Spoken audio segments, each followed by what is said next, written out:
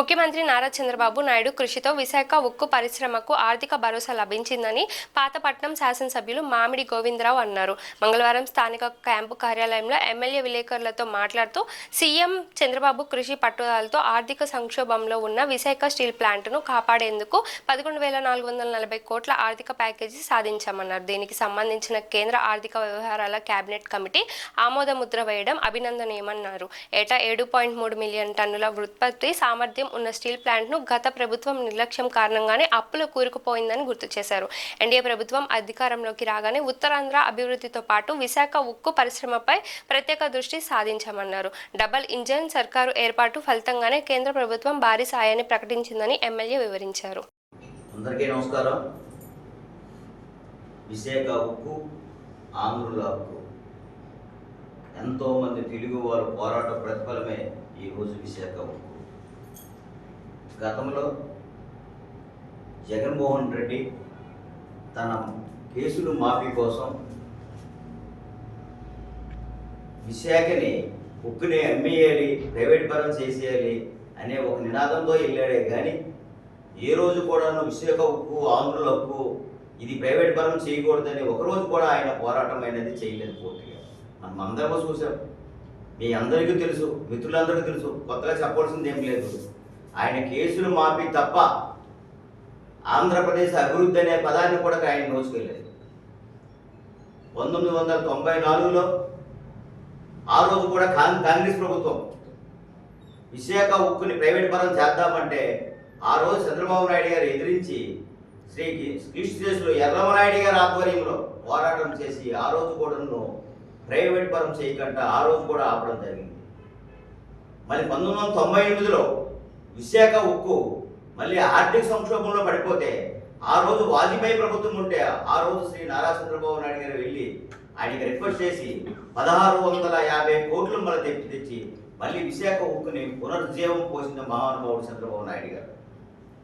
ఆ తర్వాత 2002లో ఆ విశాఖ ఉక్కు ఆర్థిక లాభాలతో ఉందని కేంద్ర ప్రభుత్వం ప్రకటించింది.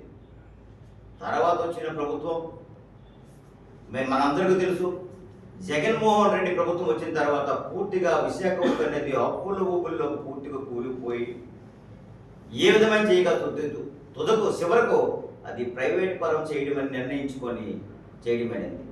ఈయనకున్న కేసులు మాఫీ వల్ల అక్కడికి వెళ్ళి ఏమీ అడగలేక ప్రజలు ఇక్కడ గొగ్గోలు పెడుతున్నా పట్టించుకోలేక తన స్వార్థం కోసమే విశాఖ ఉక్కుని ప్రైవేట్ పరం చేయాలని చూశారు. మొన్నను కేంద్ర మంత్రి వారి కుమారస్వామి గారు, ఉక్కు పరిశ్రమల కేంద్ర మంత్రి కుమారస్వామి గారు మన విశాఖ ఉక్కు పర్యటన చేయడానికి వస్తే ఆర్థిక సంక్షోభంలో ఉందని చెప్పి మన రాష్ట్ర అధ్యక్షుడు పల్లా శ్రీనివాసరావు గారు, ఎంపీ గారు భర్త గారు రిక్వెస్ట్ మేరకు 1650 కోట్లు అనేది మొన్ననివ్వడం జరిగింది. 2 విడతలుగా జిఎస్టీ కట్టడానికి 500 కోట్లు, 1150 కోట్లేమో దాన్ని ఆర్థిక లావాదేవీలు మళ్ళీ చేయడానికి మొన్న చేయడం.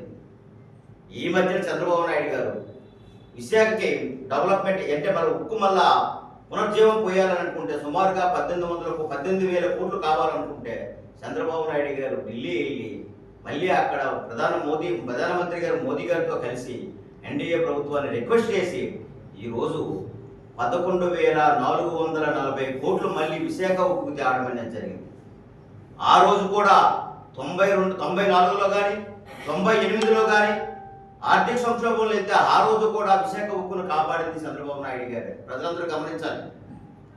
ఇప్పుడు కూడాను ఈ రోజు కూడా ఆర్థిక సంక్షోభంలో ఉంటే ఎన్డీఏ ప్రభుత్వంతో పోరాడి ఈ రోజు కూడాను 11,440 కోట్లు అనేది ఈ రోజు చంద్రబాబు నాయుడు గారు తెచ్చి మళ్ళీ విశాఖ ఉక్కుని పునర్జీవం పోసిన మా వారు చంద్రబాబు నాయుడు గారిని మీ అందరూ తెలియజేస్తున్నారు.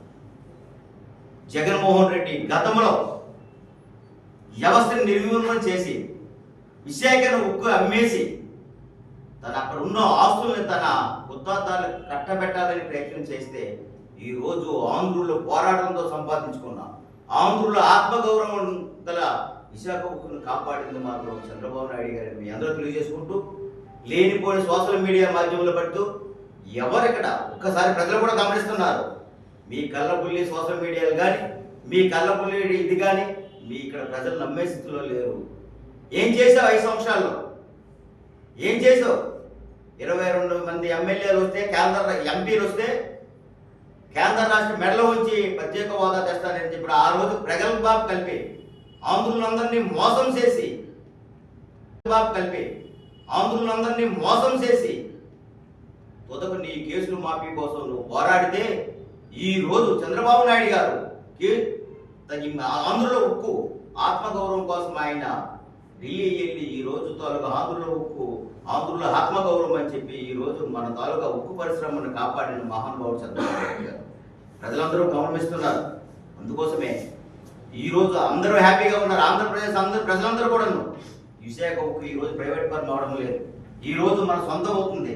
ఈ రోజు అంతా అభివృద్ధి పదంలో రన్ అవుతుందని తెలియజేసుకుంటూ మరొకసారి ఖబర్దార్ జగన్మోహన్ రెడ్డి మళ్ళీ తప్పుడు మాధ్యమాలతో సోషల్ మీడియాలో పెట్టకుండా వాస్తవాల పరిగణన తీసుకొని, వాస్తవాలు సోషల్ మీడియా కూడా ఒక విషయం, మన మానవ పురోగతికి సోషల్ మీడియా ఉపయోగించాలి కానీ ఒక రాంగ్ ట్రాక్ కోసం సోషల్ మీడియా ఉపయోగించకూడదు. కాబట్టి దీన్ని తీవ్రంగా ఖండిస్తున్నామని తెలియజేసుకుంటూ సెలవు తీసుకుంటున్నాను.